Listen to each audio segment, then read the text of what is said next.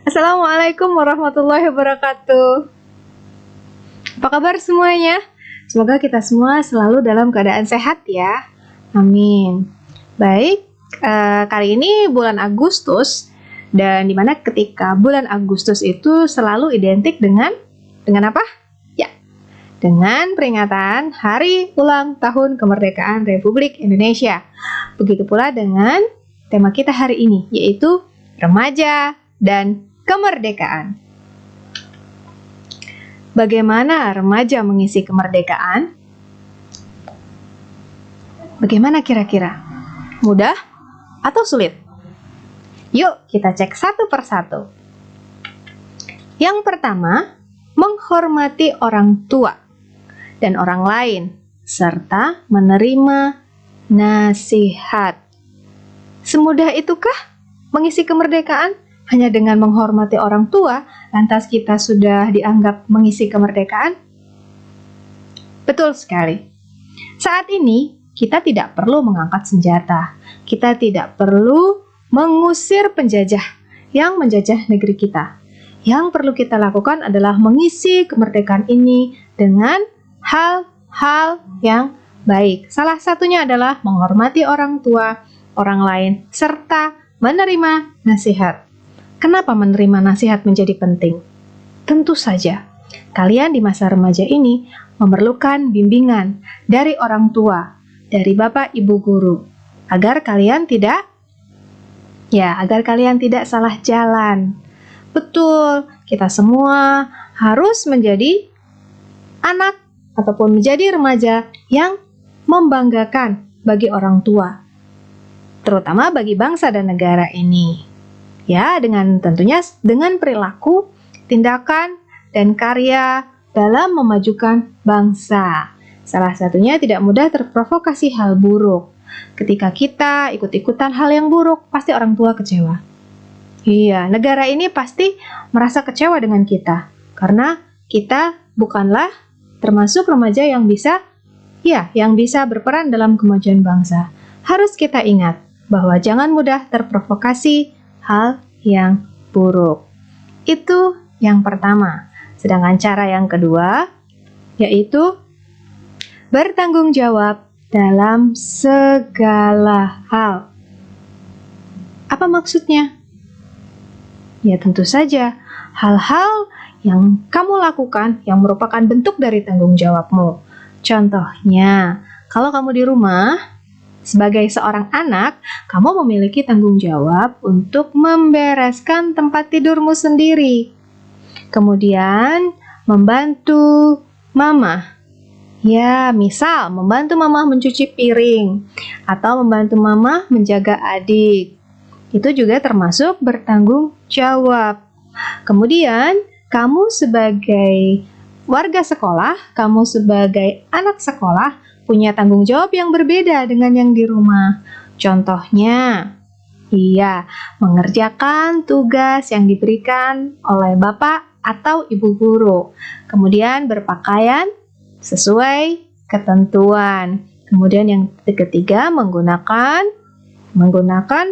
sarana prasarana sekolah sesuai dengan fungsinya. Yang keempat, disiplin. Misal tepat waktu ketika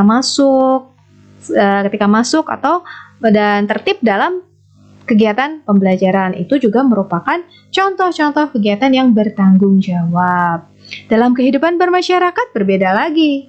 Ya, misalnya saja kalian ikut bergotong royong dalam ketika membersihkan lingkungan masing-masing. Nah, membuang sampah pada tempatnya, menurut kalian itu termasuk perilaku bertanggung jawab atau tidak? Nah, ada yang bilang bukan, ada yang bilang iya. Sebetulnya, hal yang sederhana itu, membuang sampah pada tempatnya itu hal yang sangat sederhana. Tapi, coba deh kalian sadari bahwa kalian pun masih belum melakukannya, kan?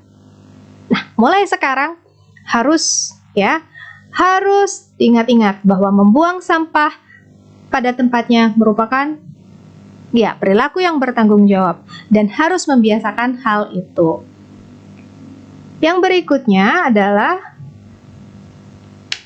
melakukan tindakan yang positif dan manfaat. Apa maksudnya? Saat ini kita semua belajar daring, kita semua belajar online dan sebagian besar menggunakan handphone atau gawai dalam kegiatan belajar. Nah, kalian harus memanfaatkan media sosial sebagai alat untuk memberikan informasi yang valid, mendidik, dan manfaat untuk diri kalian. Ketika kalian browsing, ketika kalian search, carilah informasi yang dapat dipercaya dan itu memang bermanfaat untuk ini. Ya, carilah konten-konten yang ada manfaatnya untuk cita-cita kalian, untuk masa depan kalian, dan untuk pengembangan diri kalian. Begitu. Yang keempat, ya, memiliki jati diri bangsa dan budaya. Apa maksudnya? Jadi kalian sebagai remaja Indonesia harus memiliki prinsip hidup yang berdasar pada bangsa dan budaya Indonesia. Menjunjung tinggi nilai moral, agama, dan memiliki rasa sayang terhadap siapapun.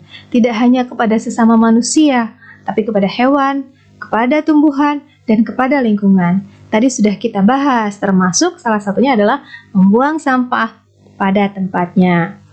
Selalu ingat pada budaya dan adat bangsa Indonesia. Nah, ada pertanyaan nih, boleh nggak suka dengan musik asing? Menurut kalian boleh nggak? Boleh nggak ya? Boleh nggak? Ada yang bilang boleh, ada yang bilang enggak. Boleh, silahkan saja jika kalian memang suka dengan musik asing, tapi harus selalu ingat pada budaya dan adat bangsa Indonesia. Kalian juga harus mampu menghindari pengaruh buruk budaya asing yang negatif. Ibu yakin kalian tahu itu. Terutama tidak ikut-ikutan dalam tren zaman yang menyesatkan. Harus diingat ya, tetap berpegang teguh memiliki prinsip yang berdasar pada bangsa dan budaya Indonesia. Tidak ikut-ikutan dalam tren zaman yang menyesatkan. Sekarang yang terakhir nih, yang kelima. Nah, semangat dalam belajar dan memiliki cita-cita yang maslahat. Apa sih cita-cita yang maslahat? Cita-cita yang maslahat artinya cita-cita yang bermanfaat. Seperti misalnya, saat ini banyak sekali kalian yang bercita-cita menjadi YouTuber. Apakah boleh cita-cita menjadi YouTuber? Silahkan saja, kalian bercita-cita menjadi apapun boleh, selama cita-cita kalian tuh maslahat. Menjadi dokter, menjadi pengusaha, menjadi desainer, apalagi, ya, menjadi ahli hukum. Semuanya boleh. Asal cita-cita itu membawa manfaat dan membuat orang lain terinspirasi dengan hal yang kalian lakukan. Untuk contoh, menjadi YouTuber, buatlah konten-konten yang bisa menginspirasi orang lain dan membuat orang lain itu mendapatkan manfaat dari konten yang kamu buat. Bukan konten-konten sampah yang gak ada manfaatnya sama sekali. Buatlah konten yang bisa membuat orang lain melakukan kebaikan lebih banyak lagi. Dipahami ya? Nah, sekaranglah saatnya.